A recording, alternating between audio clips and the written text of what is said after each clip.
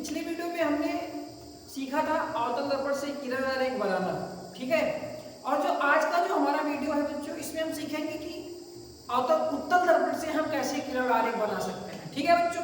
तो चलिए शुरू करते हैं वीडियो को। ओके, तो सबसे पहला हमारा टॉपिक आता है बच्चों कि हम उत्तल दर्पण से किरण आरेख बनाने के लिए हमको उसके नियम पता होने चाहिए। तो हमारा पहला टॉपिक है उत्तल दर्पण में प्रतिबिंब बनाने के लिए नियम। जिस प्रकार हमने अवतल दर्पण में बच्चों नियम सीखा था, उसी प्रकार उत्तल दर्पण में भी किरण आरेख बनाने के लिए नियम पहले हैं। तो चलिए पहला नियम क्या है बच्चों? पहला नियम देखो, पहली चीज उत्तल दर्पण क्या है। देखो यहाँ पर तीन आपको दिखाई दे रहे हैं कि सारे उत्तल दर्पण बनाए हुए हैं, ठीक है। उत्तल दर्पण में क्या होता है, दबे हुए भाग पर पेंट लगा होता है, राइट। और उभरे हुए भाग से क्या होता है बच्चों? परावर्तन होता है।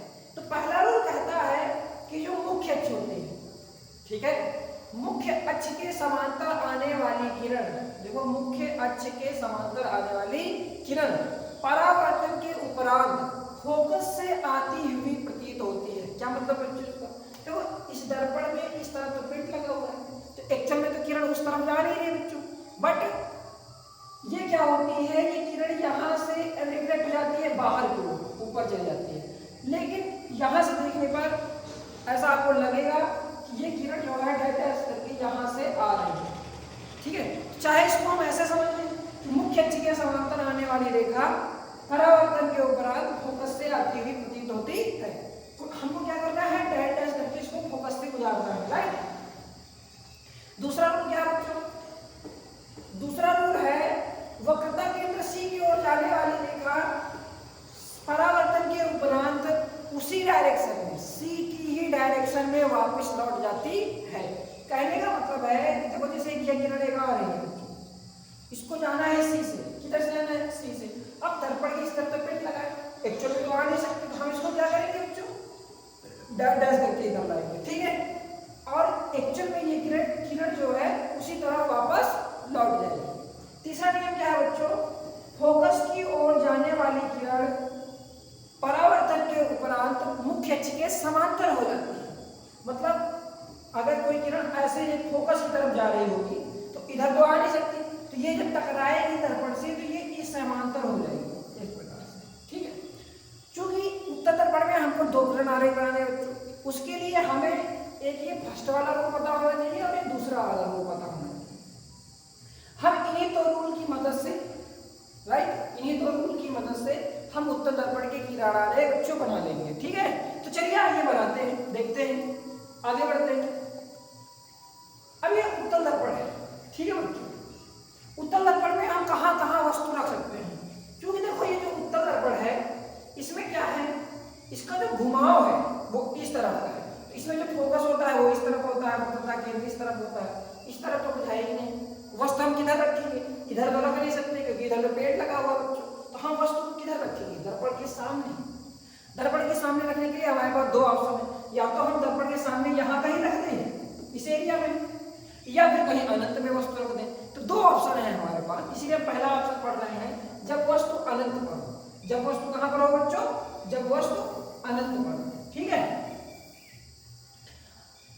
अब हमको पता है कि अगर वस्तु अनंत पर होती है तो वहां से जो किरणें आती हैं बच्चों वो समानांतर आती हैं। अनंत से आने वाली किरणें कैसी होती हैं? समांतर होती हैं।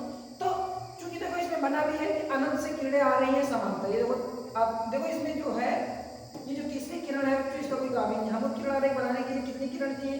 दो किरण चाहिए हमें, तो हम दो को मानते हैं, तो तीसरे को हटा देते हैं, ठीक है बच्चों। अब देखिए इसमें जैसे ये किरण आ रही है, अब ये परावर्तन के उपरांत कहां से जाएगी? फोकस से जाएगी। डैश करके किधर से जा रही है? फोकस से। एक्चुअल में ये किरण किधर चली जाएगी? उस तरफ वापस लौट जाएगी। इसी तरह अनंत से दूसरी किरण आ रही है, ये भी किधर से जाएगी? फोकस से जाएगी। एक्चुअल में ये किरण वापस उधर लौट जानी है। अब ये दोनों किरणें कहां पर एक दूसरे को काटते हुए प्रतीत हो रही हैं? इस बिंदु पर, फोकस पर। तो इसका प्रतिबिंब कहां पर बनेगा? फोकस पर बनेगा, ठीक है। क्योंकि देखो बच्चों किरणें एक्चुअल में तो आ नहीं रही, तो यहाँ पर जो प्रतिबिंब बनेगा वो आभासी बनेगा। कैसा बनेगा? आभासी बनेगा, ठीक है बच्चों। तो जब वस्तु अनंत पर हो, जब वस्तु बच्चों कहां पर हो? अनंत पर हो, तो उसका प्रतिबिंब फोकस पर बनता है। कहां पर बनता है बच्चों? फोकस पर बनता है। दूसरा, प्रतिबिंब बहुत छोटा बनता है, प्रतिबिंब बहुत छोटा बनता है, बिंदु के आकार का बन रहा है। कितना बड़ा बन रहा है, देखो बिंदु के ऐसा ही। ठीक है। तीसरा, प्रतिबिंब बच्चों आभासी, सीधा और लघु। लघु मतलब छोटा। प्रतिबिंब आभासी होता है और सीधा होता है। ये जो प्रतिबिंब बन रहा है बच्चों कैसा है, आभासी है, वास्तविक नहीं है। क्यों नहीं है, क्योंकि हमने वहां पर डिफरेंस में पढ़ा था कि दर्पण के पीछे बनने वाले प्रतिबिंब आभासी होते हैं। ठीक हो, तो ये बच्चों आभासी प्रतिबिंब है। समझ में आया कि नहीं आया? जब वस्तु अनंत पर हो तो उसका प्रतिबिंब फोकस पर बनता है, वस्तु से बहुत छोटा बनता है बच्चों, सीधा बनता है और आभासी बनता है। ठीक है बच्चों, चलिए आगे बढ़ते हैं, दूसरा स्थिति देखते हैं। दूसरा क्या है, दूसरा है बच्चों कि जब वस्तु दर्पण के सामने हो। जब वस्तु कहां पर हो, दर्पण के सामने हो, दर्पण के सामने। अब देखो इसमें तो दर्पण बन रखा है, ये कौन सा बना दिए हैं, ये अवतल दर्पण बना हुआ है, गलत हो गया है, इसको पहले सही कर लेते हैं हम लोग। ठीक है, इसको मिटा देते हैं। हमको क्या चाहिए, उत्तल दर्पण चाहिए ना। ये कौन सा दर्पण बना हुआ था इसमें बच्चों, ये अवतल दर्पण बना हुआ था। ठीक है, तो आप पहले उत्तल दर्पण बना लेते हैं।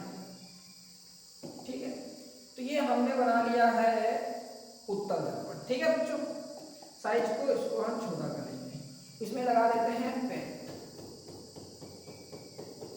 ओके बच्चों, अब देखो इसमें क्या है, इसमें है कि वस्तु कहां पर रखी है, दर्पण के सामने। हमको वस्तु यहां कहीं रखना है। ठीक है बच्चों, चलिए देख लेते हैं, वस्तु को रखते हैं। हमने क्या किया, ये यहां पर देखो वस्तु रख दी, दर्पण के सामने हमने क्या कर दी, वस्तु रख दी। दूसरा रूल क्या कहता है बच्चों कि मुख्य अक्ष के समानांतर आने वाली किरण, मुख्य अक्ष के समांतर आने वाली किरण। तो चलिए पहले मुख्य अक्ष के समांतर किरण को लाते हैं। देखो ये मुख्य अक्ष के समांतर किरण आ रही है, आ रही है, आ रही है। किधर से जाती है, फोकस से होकर जाती है। किधर से होकर जाती है बच्चों, फोकस से होकर जाती है। तो अब इसको हम क्या करेंगे, इसको हम फोकस से लेकर जाएंगे। ठीक है, अब इसको आप डैश करके ले जाना। हमारे में डैश वाला मिल नहीं रहा हमको भी। ठीक है, तो ये किरण को हम एरो बना देते हैं कि ये किरण जो है ऐसे आ रही है और एक्चुअल में ये किरण पूछे कोई किधर जा रही थी, ये किरण वापस उस तरफ लौट जाती है। ठीक है, हमको ये पोर्शन इसको डैश करके बनाना है। ठीक है बच्चों, दूसरा किरण कहां से आती है, सी से। तो यहाँ बिंदु पर रखो और उसको सीधा हम सी के लिए प्रस्थान करा देते हैं। ये दोनों किरणें देखो कहां पर काट रही हैं, ये दोनों किरणें आपको यहाँ पर काट रही हैं। ठीक है, तो यहाँ पर इस वस्तु का क्या कर रहा है, बन रहा है प्रतिबिंब बन रहा है। ठीक है, क्या बन रहा है, प्रतिबिंब बन रहा है। ठीक है, अब इसको चलो डैश करा देता हूँ, बना देता हूँ, जुगाड़ू काम चल रहा है अपना। ठीक है भैया,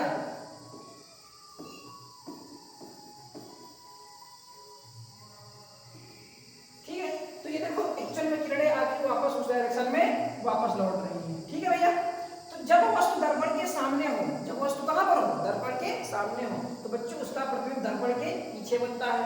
पीछे मतलब ध्रुव और फोकस के बीच बनता है, ध्रुव और फोकस के बीच बनता है, सीधा बनता है, वस्तु से छोटा बनता है और आभासी बनता है। ठीक है बच्चों, तो जब वस्तु दर्पण के सामने हो तो उसका प्रतिबिंब ध्रुव और फोकस के बीच बनता है, वस्तु से छोटा बनता है, आभासी और सीधा बनता है। ठीक है बच्चों, इस प्रकार से हम उत्तल दर्पण के लिए किरण आरेख बना सकते हैं। ठीक है बच्चों, आशा करते हैं आप उत्तल दर्पण से किरण आरेख बनाना सीख चुके हैं।